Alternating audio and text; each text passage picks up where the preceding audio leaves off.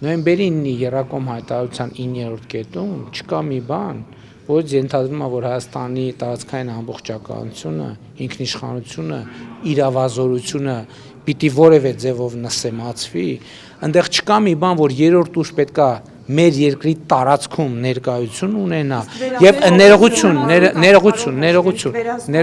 ներողություն, կասեմ հեսա, եւ այնտեղ հստակ փոխադարձության սկզբունքը արձանագրված։ Այս առաջինը վերահսկողությունը ըստ էության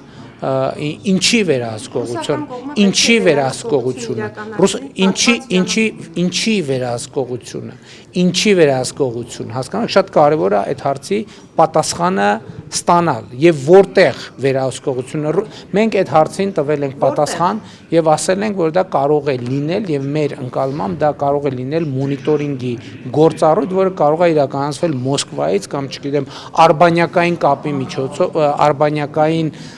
գործիքների միջոցով